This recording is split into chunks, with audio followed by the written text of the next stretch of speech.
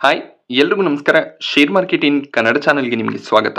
May 11ರ market ಅಪ್ಡೇಟ್ನ observe ಮಾಡೋದಾದರೆ ಮಾರ್ಕೆಟ್ನಲ್ಲಿ ಇವತ್ತು ಕೂಡ ವೀಕ್ನೆಸ್ ನೋಡೋದಕ್ಕೆ ಸಿಕ್ಕಿದೆ. ನಿಫ್ಟಿಯಲ್ಲಿ 360 ಪಾಯಿಂಟ್ಗಳ ಡೌನ್ ಸೈಡ್ ನೋಡೋದಕ್ಕೆ ಸಿಕ್ತು. 1.5% ನಿಫ್ಟಿ ಇವತ್ತು ಕರೆಕ್ಟ್ ಆಯಿತು. 24,000 ಇಂಪಾರ್ಟೆಂಟ್ ಸಪೋರ್ಟ್ ಏನಿತ್ತು ಆ ಒಂದು ಲೆವೆಲ್ನ ಕೆಳಗಡೆ ನಿಫ್ಟಿ ಕ್ಲೋಸಿಂಗನ್ನು ಕೊಟ್ಟಿದೆ. ಸೊ ಆ ಒಂದು ಲೆವೆಲ್ನ ಮೇಲ್ಗಡೆ ನಿಫ್ಟಿ ಹೋಗೋದಕ್ಕೆ ಟ್ರೈ ಮಾಡಿದ್ರು ಕೂಡ ಆ ಲೆವೆಲ್ನ ಮೇಲ್ಗಡೆ ಒಂದು ರೆಸಿಸ್ಟೆನ್ಸ್ ಫೇಸ್ ಆಗಿದೆ. ಅಲ್ಲಿಂದ ಮತ್ತೆ ಆಲ್ಮೋಸ್ಟ್ 200 ಪಾಯಿಂಟ್ಗಳ ಕರೆಕ್ಷನ್ ಮಧ್ಯಾಹ್ನದ ನಂತರ ನೋಡೋದಕ್ಕೆ ಸಿಕ್ತು. ಸೊ ವೀಕ್ನೆಸ್ ಪರ್ಸಿಸ್ಟ್ ಆಗ್ತಿರೋದು ಕಾಣಿಸ್ತಿದೆ. ಸೆನ್ಸೆಕ್ಸ್ ಕೂಡ 1.7% ಇವತ್ತು ಕರೆಕ್ಟ್ ಆಯಿತು. ಬ್ಯಾಂಕ್ ನಿಫ್ಟಿಯಲ್ಲಿ ಕೂಡ 1.6% ಕರೆಕ್ಷನ್ ನೋಡೋದಕ್ಕೆ ಸಿಕ್ಕಿದೆ. ನಿಫ್ಟಿ IT ಇಂಡೆಕ್ಸ್ನಲ್ಲಿ ಕೂಡ ಸ್ವಲ್ಪ ಮಟ್ಟಿಗೆ ವೀಕ್ನೆಸ್ ನೋಡೋದಕ್ಕೆ ಸಿಕ್ತು. ಬಟ್ ಬೇರೆ ಸೆಕ್ಟರ್ಗಳಿಗೆ ಕಂಪೇರ್ ಮಾಡಿದಾಗ ಸ್ವಲ್ಪ ಸ್ಟ್ರಾಂಗ್ ಆಗೇನೆ IT ಇಂಡೆಕ್ಸ್ ಟ್ರೇಡ್ ಆಗಿದೆ. ನಿಫ್ಟಿ ಆಟೋ ಇಂಡೆಕ್ಸ್ನಲ್ಲಿ ಕೂಡ ಆಲ್ಮೋಸ್ಟ್ 2% ಡೌನ್ ಸೈಡ್ ಇವತ್ತು ನೋಡೋದಕ್ಕೆ ಸಿಕ್ಕಿದೆ. ಸೊ ಮಾರ್ಕೆಟ್ನಲ್ಲಿ ಇಷ್ಟು ವೀಕ್ನೆಸ್ ಬರೋದಕ್ಕೆ ಮೊದಲನೇ ರೀಸನ್ US ಮತ್ತು ಇರಾನ್ನ ನಡುವೆ ಮಾತುಕತೆ ನಡಿಬೇಕಾಗಿತ್ತು. ಆ ಒಂದು ಮಾತುಕತೆ ಈಗ ಕೊನೆಯಾದ ರೀತಿಯಲ್ಲಿ ಕಾಣಿಸ್ತಿದೆ. ಸೊ ಟ್ರಂಪ್ ಅವರು ಇರಾನ್ ಕಂಡೀಷನ್ಸ್ಗೆ ಒಪ್ಕೊಂಡಿಲ್ಲ ಅನ್ನುವಂಥ ಒಂದು ರಿಪೋರ್ಟ್ ನೋಡೋದಕ್ಕೆ ಸಿಕ್ಕಿದೆ. ಈ ಒಂದು ವಾರ್ ಆದಷ್ಟು ಬೇಗ ಎಂಡ್ ಆಗುತ್ತೆ. ಹಾಗೆ ನಾರ್ಮಲ್ ಆಗಿ ಸ್ಟ್ರೇಟ್ ಆಫ್ ಹಾರ್ಮೋಸ್ನಲ್ಲಿ ಟ್ರಾನ್ಸ್ಪೋರ್ಟೇಷನ್ಸ್ ನಡೆಯುತ್ತೆ ಅನ್ನುವಂಥ ಒಂದು ಹೋಪ್ಸ್ ಇತ್ತು. ಬಟ್ ಈಗ ಮತ್ತೆ ಆ ಒಂದು ಹೋಪ್ಸ್ ಎಂಡ್ ಆಗ್ತಿರೋದು ಕಾಣಿಸ್ತಿದೆ. ಹಾಗೆ ಕಂಟಿನ್ಯೂಸ್ ಸ್ಟ್ರೈಕ್ ಇಸ್ರೇಲ್ನ ಕಡೆಯಿಂದ ಸಾಕಷ್ಟು ಪಾಯಿಂಟ್ಸ್ಗಳಲ್ಲಿ ನೋಡೋದಕ್ಕೆ ಸಿಗ್ತದೆ. ಮೇಜರ್ ಆಗಿ ಲೆಬನನ್ನ ಮೇಲೆ ಕಂಟಿನ್ಯೂಸ್ ಅಟ್ಯಾಕನ್ನು ಕೂಡ ಅವರು ಮಾಡ್ತಿದ್ದಾರೆ. ಸೊ ಮತ್ತೆ ಏನಾದರೂ ವಾರ್ ಸಿಚುವೇಶನ್ ಸ್ಟಾರ್ಟ್ ಆದರೆ ಎಕನಾಮಿಕಲಿ ಭಾರತಕ್ಕೆ ಇನ್ನಷ್ಟು ಹೊಡೆತ ಬೀಳುವಂಥ ಚಾನ್ಸಸ್ ಇರುತ್ತೆ. ಸೊ US ಮತ್ತು ಇರಾನ್ ನಡುವೆ ಮಾತುಕತೆಗಳು ಮುರಿದು ಬಿದ್ದಿದೆ ಅನ್ನುವಂಥ ರಿಪೋರ್ಟ್ ಬಂದಿರೋದು ಮಾರ್ಕೆಟ್ನ ವೀಕ್ನೆಸ್ಗೆ ಮೊದಲನೇ ಕಾರಣ ಆಗಿರುತ್ತೆ. ಸೊ ಎರಡನೇದಾಗಿ ನಿನ್ನೆ ನರೇಂದ್ರ ಮೋದಿ ಅವರು ಹೈದರಾಬಾದ್ನಲ್ಲಿ ಕೊಟ್ಟಂಥ ಕೆಲವು ಸ್ಟೇಟ್ಮೆಂಟ್ಗಳು ಕೂಡ ಮಾರ್ಕೆಟ್ನ ವೀಕ್ನೆಸ್ಗೆ ಕಾರಣ ಆಯಿತು.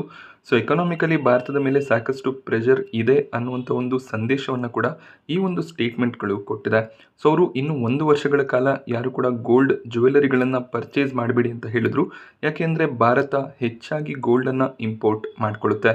ಸೊ ಪ್ರತಿ ಬಾರಿ ನಾವು ಗೋಲ್ಡನ್ನು ಇಂಪೋರ್ಟ್ ಮಾಡಿಕೊಂಡಾಗ ಡಾಲರ್ನಲ್ಲಿ ಹಣವನ್ನು ಕೊಡಬೇಕಾಗುತ್ತೆ. ಡಾಲರ್ನ ಮುಂದೆ ರೂಪಾಯಿಯ ವ್ಯಾಲ್ಯೂ ಕುಸಿತ ಬರ್ತಿದೆ. ಅದರಿಂದ ನಾವು ಹೆಚ್ಚಿನ ಒಂದು ಫಾರಿನ್ ಎಕ್ಸ್ಚೇಂಜಸ್ಗಳನ್ನು ಮಾಡಬೇಕಾಗತ್ತೆ. ಅದು ನಮ್ಮ ಎಕನಾಮಿಗೆ ಹೊಡೆತವನ್ನು ಕೊಡುತ್ತೆ. ಹಾಗೆ 80% ಕ್ರೂಡ್ ಆಯಿಲನ್ನು ಬೇರೆ ದೇಶಗಳಿಂದ ನಾವು ಇಂಪೋರ್ಟ್ ಮಾಡ್ಕೋತೀವಿ. ಅಲ್ಲೂ ಕೂಡ ನಾವು ಡಾಲರನ್ನು ಕೊಡಬೇಕಾಗತ್ತೆ. ಆದ್ದರಿಂದ ಅಡುಗೆ ಎಣ್ಣೆಗಳನ್ನು ಪೆಟ್ರೋಲನ್ನು ನಿಯಮಿತವಾಗಿ ಬಳಸಿ ಅಂತ ಕೂಡ ಅವರು ಹೇಳಿದ್ದಾರೆ. ಸೊ ಎಕನಾಮಿಕಲಿ ಸ್ವಲ್ಪ ಮಟ್ಟಿಗೆ ಪ್ರಾಬ್ಲಮ್ಸ್ ಆಗ್ತದೆ ಅನ್ನುವಂಥ ಒಂದು ಡೈರೆಕ್ಷನನ್ನು ಈ ಸ್ಟೇಟ್ಮೆಂಟ್ಗಳು ಕೊಡುತ್ತೆ. ಇದರ ಜೊತೆಯಲ್ಲಿ ಫಾರಿನ್ ಟ್ರಾವೆಲ್ನ ಬಗ್ಗೆ ಕೂಡ ಅವರು ಸ್ಟೇಟ್ಮೆಂಟನ್ನು ಕೊಟ್ಟಿದ್ದಾರೆ. ವಿದೇಶಿ ಪ್ರವಾಸಗಳನ್ನು ಆದಷ್ಟು ಕಡಿಮೆ ಮಾಡಿ, ಅಂದರೆ ಸಾಕಷ್ಟು ಜನ ವಿದೇಶಗಳಿಗೆ ಪ್ರವಾಸಕ್ಕೆ ಹೋಗ್ತಾರೆ. ಅದರಿಂದ ಕೂಡ ನಾವು ಹೆಚ್ಚಿನ ಒಂದು ಫಾರಿನ್ ಸ್ಪೆಂಡಿಂಗನ್ನು ಮಾಡ್ತೀವಿ. ಅದನ್ನು ಕೂಡ ಮೊಟಕುಗೊಳಿಸಿ ಅಂತ ಅವರು ಹೇಳಿದ್ದಾರೆ. ಇದರಿಂದ ಸಾಕಷ್ಟು ಪ್ರೆಷರ್ ಕೆಲವು ಸ್ಟಾಕ್ಗಳಲ್ಲಿ ಕ್ರಿಯೇಟ್ ಆಗಿದೆ. ಸೊ ಫೆಬ್ರವರಿ 28ಕ್ಕೆ ಈ ಒಂದು ವಾರ್ ಸ್ಟಾರ್ಟ್ ಆದಾಗ 2 ತಿಂಗಳ ರಿಸರ್ವ್ಸನ್ನು, ಅಂದರೆ ಪೆಟ್ರೋಲಿಯಂ ರಿಸರ್ವ್ಸನ್ನು ಭಾರತ ಹೊಂದಿತ್ತು. ಈಗ ಟ್ರಾನ್ಸ್ಪೋರ್ಟೇಷನ್ ಸಾಕಷ್ಟು ಕಷ್ಟ ಆಗ್ತದೆ. ಅದು ನಮಗೆ LPG ಸಿಲಿಂಡರ್ಗಳ ಸಪ್ಲೈನಲ್ಲೇ ಗೊತ್ತಾಗ್ತದೆ. ಮುಂದಿನ ದಿನಗಳಲ್ಲಿ ಈ ಒಂದು ಕ್ರೈಸಿಸ್ ಪೆಟ್ರೋಲ್ ಲೆವೆಲ್ವರೆಗೂ ಹೋಗ್ಬೋದು. ಹಾಗೆ ಗೌರ್ಮೆಂಟ್ ಪೆಟ್ರೋಲ್ ಪ್ರೈಸಸನ್ನು ಹೈಕ್ ಮಾಡುವಂಥ ಸಿಚುವೇಶನ್ಸ್ಗಳು ಕೂಡ ಬರ್ಬೋದು. ಅದು ಸಾಕಷ್ಟು ಸೆಕ್ಟರ್ಸ್ಗಳಿಗೆ ನೆಗೆಟಿವ್ ಆಗುತ್ತೆ. ಹಾಗೆ ಈಗ PM ನರೇಂದ್ರ ಮೋದಿ ಅವರು ಕೊಟ್ಟಿರುವಂಥ ಕೆಲವೊಂದಿಷ್ಟು ಸ್ಟೇಟ್ಮೆಂಟ್ಗಳು ಇನ್ನೂ ಕೆಲವು ಸೆಕ್ಟರ್ಗಳಿಗೆ ಹೊಡೆತವನ್ನು ಕೊಟ್ಟಿದೆ. ಹಾಗೆ IT ಸೆಕ್ಟರ್ನ ಕಂಪನಿಗಳಿಗೆ ವರ್ಕ್ ಫ್ರಮ್ ಹೋಮನ್ನು ಮಾಡಿ ಅನ್ನುವಂಥ ಸಂದೇಶವನ್ನು ಕೂಡ ಕೊಟ್ಟಿದ್ದಾರೆ. ಇದರಿಂದ ಕಮ್ಯುಟೇಷನ್ ಅಥವಾ ಟ್ರಾನ್ಸ್ಪೋರ್ಟೇಷನನ್ನು ಕಡಿಮೆ ಮಾಡ್ಬೋದು ಅನ್ನೋದು ಅವರ ಉದ್ದೇಶ ಆಗಿರುತ್ತೆ. ಸೊ ಕಳೆದ ವಾರ $100ನ ಕೆಳಗಡೆ ಕ್ರೂಡ್ ಆಯಿಲ್ ಪ್ರೈಸಸ್ ಹೋಗಿತ್ತು. ಬಟ್ ಈಗ ಮತ್ತೆ US ಮತ್ತು ಇರಾನ್ ನಡುವೆ ಮಾತುಕತೆಗಳು ನಿಂತಿದೆ ಅನ್ನುವಂಥ ರೀಸನ್ನಿಂದ ಕ್ರೂಡ್ ಆಯಿಲ್ ಪ್ರೈಸಸ್ ಜಂಪ್ ಆಗ್ತದೆ. ಇವತ್ತು 4% ಕ್ರೂಡ್ ಆಯಿಲ್ ಜಂಪ್ ಆಯಿತು. $105ಗೆ ಪ್ರತಿ ಬ್ಯಾರೆಲ್ ಕ್ರೂಡ್ ಆಯಿಲ್ ಪ್ರೈಸಸ್ ಈಗ ಹೋಗಿದೆ. ಹಾಗೆ ಸಿಚುವೇಶನ್ ವರ್ಸ್ಟ್ ಆಗ್ತಿದ್ದಂಗೆ ಈ ಒಂದು ಕ್ರೂಡ್ ಆಯಿಲ್ನ ಪ್ರೈಸಸ್ ಇನ್ನಷ್ಟು ಇನ್ಕ್ರೀಸ್ ಆಗುತ್ತೆ. ಅದು ಭಾರತದ ಎಕನಾಮಿಯ ಮೇಲೆ ಇನ್ನೂ ನೆಗೆಟಿವ್ ಇಂಪ್ಯಾಕ್ಟ್ಸನ್ನು ತರಬಹುದು. ಹಾಗೆ ಏಪ್ರಿಲ್ ತಿಂಗಳ ಇನ್ಫ್ಲೇಷನ್ ಡೇಟಾ ಕೂಡ ಇದೇ ವಾರದಲ್ಲಿ ಬರುತ್ತೆ. ಇನ್ಫ್ಲೇಷನ್ ಸಾಕಷ್ಟು ಇನ್ಕ್ರೀಸ್ ಆಗುವಂಥ ರಿಸ್ಕ್ಗಳು ಕೂಡ ಇದೆ. ಆ ರೀಸನ್ನಿಂದ ನರೇಂದ್ರ ಮೋದಿ ಅವರು ಸ್ಟೇಟ್ಮೆಂಟ್ಗಳನ್ನು ಕೊಟ್ಟಿದ್ದಾರೆ. ಬಟ್ ಕೆಲವು ಸ್ಟಾಕ್ಗಳಲ್ಲಿ ಅದರ ಒಂದು ನೆಗೆಟಿವ್ ಇಂಪ್ಯಾಕ್ಟ್ ಆಲ್ರೆಡಿ ಸ್ಟಾರ್ಟ್ ಆಗಿದೆ. So foreign travel related companies ಆಗಿರುವಂಥ ಯಾತ್ರಾ, ಈಸ್ ಮೈ ಟ್ರಿಪ್, ಈ ರೀತಿಯ ಹಾಸ್ಪಿಟಾಲಿಟಿ ಹಾಗೆ ಟ್ರಾವೆಲ್ ರಿಲೇಟೆಡ್ ಸ್ಟಾಕ್ಗಳಲ್ಲಿ ವೀಕ್ನೆಸ್ ನೋಡೋದಕ್ಕೆ ಸಿಕ್ಕಿದೆ. ಹಾಗೆ ITC ಹೋಟೆಲ್ಸ್ ಆಗಿರ್ಬೋದು, IRCTC, ಲೆಮನ್ ಟ್ರೀ ಹೋಟೆಲ್ಸ್, ಈ ಸ್ಟಾಕ್ಗಳಲ್ಲಿ ಕೂಡ ಇವತ್ತು ನೆಗೆಟಿವ್ ಸೈಡ್ಸ್ ನೋಡೋದಕ್ಕೆ ಸಿಕ್ತು. ಹಾಗೆ ಪತಂಜಲಿ ಫುಡ್ಸ್ EWL ಅಂದರೆ ಅದಾನಿ ವಿಲ್ಮಾರ್ ಲಿಮಿಟೆಡ್ ಸ್ಟಾಕ್ನಲ್ಲಿ ಕೂಡ ವೀಕ್ನೆಸ್ ನೋಡೋದಕ್ಕೆ ಸಿಕ್ತು. ಈ ಎರಡು ಕಂಪನಿಗಳು ಮೇಜರ್ ಆಗಿ ಕುಕಿಂಗ್ ಆಯಿಲ್ ರಿಲೇಟೆಡ್ ಬಿಸ್ನೆಸ್ ಅನ್ನ ಮಾಡ್ತಾರೆ. ಸೊ ನರೇಂದ್ರ ಮೋದಿ ಅವರು ಕುಕಿಂಗ್ ಆಯಿಲ್ ಅನ್ನು ಕೂಡ ಕಡಿಮೆ ಬಳಸಿ ಅಂತ ಹೇಳಿರೋದ್ರಿಂದ ಈ ಕಂಪನಿಗಳ ಸ್ಟಾಕ್ನಲ್ಲಿ ಕೂಡ ವೀಕ್ನೆಸ್ ನೋಡೋದಕ್ಕೆ ಸಿಕ್ಕಿದೆ. ನಿಫ್ಟಿ ಟಾಪ್ ಗೇನರ್ಸ್ ಮತ್ತೆ ಲೂಸರ್ಸ್ ಅನ್ನು ಅಬ್ಸರ್ವ್ ಮಾಡಿದಾಗ ಟಾಟಾ ಕನ್ಸ್ಯೂಮರ್ ಪ್ರಾಡಕ್ಟ್ ಇವತ್ತು ಟಾಪ್ ಗೇನರ್ ಆಗಿತ್ತು. 8% ಜಂಪ್ ಸ್ಟಾಕ್ ಪ್ರೈಸ್ ನಲ್ಲಿ ನೋಡೋದಕ್ಕೆ ಸಿಕ್ಕಿದೆ. ಸೊ ಒಳ್ಳೆ ಒಂದು Q4 ರಿಸಲ್ಟ್ ನೋಡೋದಕ್ಕೆ ಸಿಕ್ತು. ಗೈಡೆನ್ಸ್ ಕೂಡ ಸ್ಟ್ರಾಂಗ್ ಆಗಿ ಇತ್ತು. ಆ ರೀಸನ್ ಇಂದ ಸ್ಟಾಕ್ ಪ್ರೈಸ್ ನಲ್ಲಿ ಸ್ಟ್ರಾಂಗ್ ಮೊಮೆಂಟಮ್ ನೋಡೋದಕ್ಕೆ ಸಿಕ್ಕಿದೆ. ಹಾಗೆ ಮ್ಯಾಕ್ಸ್ ಹೆಲ್ತ್ ಕೇರ್ ಕೂಡ 2.5% ಅರೌಂಡ್ ಅಲ್ಲಿ ಇವತ್ತು ಗೇನ್ ಆಯಿತು. ಕೋಲ್ ಇಂಡಿಯಾ, ಸನ್ ಫಾರ್ಮಾ, HUL ಪಾಸಿಟಿವ್ ಆಗಿ ಕ್ಲೋಸಿಂಗ್ ಅನ್ನ ಕೊಟ್ಟಿದೆ. ಟಾಪ್ ಲೂಸರ್ಸ್ ಅನ್ನು ಅಬ್ಸರ್ವ್ ಮಾಡಿದಾಗ ಟೈಟನ್ ಟಾಪ್ ಲೂಸರ್ ಆಗಿತ್ತು. 6.5% ಟೈಟನ್ ಸ್ಟಾಕ್ ಪ್ರೈಸ್ ನಲ್ಲಿ ವೀಕ್ನೆಸ್ ನೋಡೋದಕ್ಕೆ ಸಿಕ್ಕಿದೆ. ಟೈಟನ್ ಲಾಸ್ಟ್ ವೀಕ್ ತಮ್ಮ ರಿಸಲ್ಟ್ಸ್ ಅನ್ನು ಅನೌನ್ಸ್ ಮಾಡಿದ್ರು. ರಿಸಲ್ಟ್ ಸ್ಟ್ರಾಂಗ್ ಆಗಿನೇ ಬಂದಿತ್ತು. ಬಟ್ ನರೇಂದ್ರ ಮೋದಿ ಅವರು ಗೋಲ್ಡ್ ಜ್ಯುವೆಲರಿ ಪರ್ಚೇಸ್ ಅನ್ನ ಕಡಿಮೆ ಮಾಡಿ ಅನ್ನುವಂಥ ಒಂದು ಸ್ಟೇಟ್ಮೆಂಟ್ ಅನ್ನ ಕೊಟ್ಟರು. ಆ ರೀಸನ್ ಇಂದ ಎಲ್ಲೋ ಒಂದು ಕಡೆ ಗೋಲ್ಡ್ ಜ್ಯುವೆಲರಿ ಪರ್ಚೇಸಸ್ ಕಡಿಮೆ ಆಗ್ಬೋದು ಅನ್ನುವಂಥ ರೀಸನ್ ಇಂದ ಗೋಲ್ಡ್ ಜ್ಯುವೆಲರಿ ಸ್ಟಾಕ್ಗಳಲ್ಲಿ ವೀಕ್ನೆಸ್ ನೋಡೋದಕ್ಕೆ ಸಿಕ್ಕಿದೆ. ಹಾಗೆ ಕಲ್ಯಾಣ್ ಜ್ಯುವೆಲರ್ಸ್ ಕೂಡ ಸ್ಟ್ರಾಂಗ್ ರಿಸಲ್ಟ್ಸ್ ಅನ್ನು ಡಿಕ್ಲೇರ್ ಮಾಡಿದ್ರು ಕೂಡ ಇವತ್ತು 9% ಸ್ಟಾಕ್ ಡೌನ್ ಆಗಿದೆ. ಬಟ್ ಜನ ತಮಗೆ ಗೋಲ್ಡ್ ಬೇಕು ಅನ್ನಿಸ್ದಾಗ ಪರ್ಚೇಸ್ ಮಾಡ್ತಾರೆ. ಹಾಗೆ ಶುಭ ಸಮಾರಂಭಗಳು ಇದ್ದಾಗ ಗೋಲ್ಡ್ ಬೇಕೇ ಬೇಕಾಗುತ್ತೆ. ಗೋಲ್ಡ್ ಜ್ಯುವೆಲರಿ ಪರ್ಚೇಸಸ್ ನಾರ್ಮಲ್ ಆಗೇನೆ ನಡೆಯುತ್ತೆ. ಸೊ ಈ ರೀತಿಯ ನ್ಯೂಸ್ಗಳಿಂದ ಸ್ಟಾಕ್ನಲ್ಲಿ ವೀಕ್ನೆಸ್ ಬಂದಾಗ ಅದೊಂದು ಬೈಯಿಂಗ್ ಆಪರ್ಚುನಿಟಿ ಆಗಿರುತ್ತೆ. ಆ ಒಂದು ಆಪರ್ಚುನಿಟಿಯನ್ನು ನಾವು ಹುಡುಕ್ಬೇಕಾಗುತ್ತೆ. ಸೊ ಈ ಒಂದು ಕ್ರೈಸಿಸ್ ಏನಿದೆ ಇದೇ ರೀತಿಯಲ್ಲಿ 5-10 ವರ್ಷ ಕಂಟಿನ್ಯೂ ಆಗೋದಿಲ್ಲ. ಎಲ್ಲೋ ಒಂದು ಕಡೆ ಇದು ಎಂಡ್ ಆಗುತ್ತೆ, ಮತ್ತೆ ಮಾರ್ಕೆಟ್ಸ್ ರಿವೈವ್ ಆಗುತ್ತೆ. ಬಟ್ ಕರೆಕ್ಷನ್ ಸಿಕ್ಕಿದಾಗ ಆ ಒಂದು ಕರೆಕ್ಷನ್ನ ಲಾಭವನ್ನು ಪಡ್ಕೋಬೇಕಾಗುತ್ತೆ. ಎಸ್ಪೆಷಲಿ ಈಗ ಟೈಟನ್ ಮತ್ತು ಕಲ್ಯಾಣ್ ಜ್ಯುವೆಲರ್ಸ್ ಒಳ್ಳೆ ಕ್ವಾರ್ಟರ್ಲಿ ರಿಸಲ್ಟನ್ನು ಡಿಕ್ಲೇರ್ ಮಾಡಿದ್ದಾರೆ. ಸೊ ಮತ್ತೆ ಸ್ಟಾಕ್ಸ್ ರಿವೈವ್ ಆಗುವಂಥ ಚಾನ್ಸಸ್ ಇರುತ್ತೆ.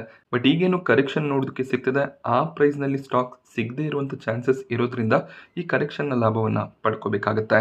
ಹಾಗೆ ಇಂಡಿಗೋ ಸ್ಟಾಕ್ ಪ್ರೈಸ್ನಲ್ಲಿ 5% ಡೌನ್ ಸೈಡ್ ನೋಡೋದಕ್ಕೆ ಸಿಕ್ತು. ಸೊ ಟ್ರಾವೆಲ್ ರಿಲೇಟೆಡ್ ಕಮೆಂಟ್ ಕೂಡ ಬಂದಿದ್ದರಿಂದ ಇಂಡಿಗೋ ಬಿಸ್ನೆಸ್ನ ಮೇಲೆ ಕೂಡ ಇಂಪ್ಯಾಕ್ಟ್ ಬರ್ಬೋದು ಅನ್ನುವಂಥ ಒಂದು ರೀಸನ್ನಿಂದ ಸ್ಟಾಕ್ ಕರೆಕ್ಟ್ ಆಗಿದೆ. SBI ಕ್ವಾರ್ಟರ್ಲಿ ರಿಸಲ್ಟ್ ಅಷ್ಟು ಸ್ಟ್ರಾಂಗ್ ಆಗಿ ಇರಲಿಲ್ಲ. ಆ ರೀಸನ್ನಿಂದ 5% ಕರೆಕ್ಟ್ ಆಯಿತು. ಎಟರ್ನಲ್ ಏರ್ಟೆಲ್ ಕೂಡ 4% ಕರೆಕ್ಟ್ ಆಗಿದೆ. ಸೊ ಭಾರತಿ ಏರ್ಟೆಲ್ ತಮ್ಮ ರಿಸಲ್ಟ್ಸನ್ನು ಇದೇ ವಾರದಲ್ಲಿ ಡಿಕ್ಲೇರ್ ಮಾಡ್ತಾರೆ. ನೋಡಬೇಕಾಗುತ್ತೆ ಯಾವ ರೀತಿ ಒಂದು ರಿಸಲ್ಟ್ ಬರುತ್ತೆ ಅಂತ. ರಿಲಯನ್ಸ್ ಜಿಯೋ IPO ತರುವಂಥ ಪ್ಲ್ಯಾನ್ಸನ್ನು ಮಾಡ್ತಿದ್ದಾರೆ. ಈ ಮುಂಚೆ ಈ ಒಂದು IPOನಲ್ಲಿ OFS ಕೂಡ ಇರುತ್ತೆ ಅನ್ನುವಂಥ ನ್ಯೂಸ್ ನೋಡೋದಕ್ಕೆ ಸಿಕ್ಕಿತ್ತು. OFS ಅಂದಾಗ ಯಾರೆಲ್ಲ ಆಲ್ರೆಡಿ ಈ ಒಂದು ಕಂಪನಿಯಲ್ಲಿ ಇನ್ವೆಸ್ಟ್ಮೆಂಟನ್ನು ಮಾಡಿದ್ದಾರೆ ಅವರು ತಮ್ಮ ಸ್ಟೇಕನ್ನು ಸೆಲ್ ಮಾಡ್ಬೋದು ಅನ್ನುವಂಥ ಒಂದು ನ್ಯೂಸ್ ಇತ್ತು. 8-8.5% stake sale meta, Google, KKR ಈ ರೀತಿಯ ಇನ್ವೆಸ್ಟ್ಮೆಂಟ್ ಫರ್ಮ್ಗಳ ಕಡೆಯಿಂದ ಬರ್ಬೋದು ಅನ್ನುವಂಥ ರಿಪೋರ್ಟ್ ಇತ್ತು. 2020ರಲ್ಲಿ ಎಲ್ಲ ಕಂಪನಿಗಳು ಜಿಯೋನಲ್ಲಿ ಸಾಕಷ್ಟು ಇನ್ವೆಸ್ಟ್ಮೆಂಟನ್ನು ಮಾಡಿದರು. ತುಂಬಾ ಕಡಿಮೆ ಪ್ರೈಸ್ನಲ್ಲಿ ಇನ್ವೆಸ್ಟ್ಮೆಂಟ್ ಮಾಡಿದರು. ಈಗ IPO ಟೈಮ್ನಲ್ಲಿ ಅವರೆಲ್ಲರೂ ಕೂಡ ಕ್ಯಾಶ್ ಇನ್ ಮಾಡ್ಕೋತಾರೆ ಅನ್ನುವಂಥ ಒಂದು ನ್ಯೂಸ್ ಇತ್ತು. ಬಟ್ ಎಲ್ಲೋ ಒಂದು ಕಡೆ ಮುಖೇಶ್ ಅಂಬಾನಿಯವರು ವ್ಯಾಲ್ಯೂಯೇಷನನ್ನು ಕಡಿಮೆ ಇಡುವಂಥ ಚಾನ್ಸಸ್ ಇದೆ ಅನ್ನುವಂಥ ರಿಪೋರ್ಟ್ ಬಂದಿದೆ. ಯಾಕೆಂದರೆ ಈಗಿರುವಂಥ ಮಾರ್ಕೆಟ್ ಕ್ರೈಸಿಸ್ ಸಿಚುವೇಷನ್ನಲ್ಲಿ ಹೈಯರ್ ವ್ಯಾಲ್ಯೂಷನಲ್ಲಿ IPOನ ತಂದಾಗ ಡಿಮ್ಯಾಂಡ್ ಇಲ್ಲದೆ ಇರುವಂಥ ಚಾನ್ಸಸ್ಗಳು ಕೂಡ ಇರುತ್ತೆ. ಅತಿ ದೊಡ್ಡ ಇಶ್ಯೂ ಸೈಜ್ನೊಂದಿಗೆ ಜಿಯೋ IPO ಬರುವಂಥ ಚಾನ್ಸಸ್ ಇರೋದ್ರಿಂದ ಅತಿ ಕಡಿಮೆ ವ್ಯಾಲ್ಯೂಷನಲ್ಲೇ IPO ತರುವಂಥ ಚಾನ್ಸಸ್ ಇದೆ. ಇದರಿಂದ ಹೆಚ್ಚಾಗಿ ಲಾಭ ಸಿಗೋದಿಲ್ಲ ಅಂತ ಈ ಇನ್ವೆಸ್ಟರ್ಸ್ಗಳು ಕಾದು ನೋಡುವ ತಂತ್ರವನ್ನು ಬಳಸ್ಬೋದು ಅನ್ನುವಂಥ ರಿಪೋರ್ಟ್ ಇದೆ. ಅಂದರೆ ಈಗ ಫ್ರೆಶ್ ಇಶ್ಯೂನ ತಂದು ಮುಂದೆ 6 ತಿಂಗಳ ನಂತರ ಸ್ಟಾಕ್ ಪ್ರೈಸ್ನಲ್ಲಿ ಒಂದು ಸ್ಟ್ರಾಂಗ್ ಮೊಮೆಂಟಮ್ ಇದ್ದಾಗ ಆಗಬೇಕಿದ್ರೆ ಅವರು ತಮ್ಮ ಸ್ಟೇಕನ್ನು ಕಡಿಮೆ ಮಾಡ್ಬೋದಾಗತ್ತೆ. ಸೊ ಈ ರೀತಿಯ ಒಂದು ಸ್ಟ್ರಾಟಜಿಯನ್ನು ಇನ್ವೆಸ್ಟರ್ಸ್ಗಳು ಯೂಸ್ ಮಾಡ್ತಾರೆ ಅನ್ನುವಂಥ ರಿಪೋರ್ಟ್ ಇದೆ. ಸೊ ಮೇ ಅಥವಾ ಜೂನ್ ತಿಂಗಳಲ್ಲೇ ಡ್ರಾಫ್ಟ್ ಫೈಲ್ಸನ್ನು ರಿಲಯನ್ಸ್ ಸಬ್ಮಿಟ್ ಮಾಡುವಂಥ ಚಾನ್ಸಸ್ ಇದೆ. ಹಾಗೆ ಆದಷ್ಟು ಬೇಗ ಸೆಬಿ ಕಡೆಯಿಂದ ಅಪ್ರೂವಲ್ ಕೂಡ ಸಿಗ್ಬೋದು. ಸೊ ಸೆಬಿ ಕಡೆಯಿಂದ ಅಪ್ರೂವಲ್ ಸಿಕ್ಕಿದ ತಕ್ಷಣ ಈ ಒಂದು IPO ಮಾರ್ಕೆಟ್ನಲ್ಲಿ ಲಾಂಚ್ ಆಗುವಂಥ ಚಾನ್ಸಸ್ ಇರುತ್ತೆ. ಸೊ ಕಂಪ್ಲೀಟ್ ಫ್ರೆಶ್ ಇಶ್ಯೂ ಇದ್ದರೆ ಅದು ಕೂಡ ಇನ್ನಷ್ಟು ಪಾಸಿಟಿವ್ ಆಗುತ್ತೆ. ರಿಲಯನ್ಸ್ ಆ ಒಂದು ದುಡ್ಡನ್ನು ಡೆಟ್ ಕ್ಲಿಯರೆನ್ಸ್ನಲ್ಲಿ ಬಳಸ್ಕೋಬೋದಾಗುತ್ತೆ. ಹಾಗೆ ಬಿಸ್ನೆಸ್ಸನ್ನು ಇನ್ನಷ್ಟು ಸ್ಟ್ರೆಂಥೆನ್ ಮಾಡ್ಕೋಬೋದು.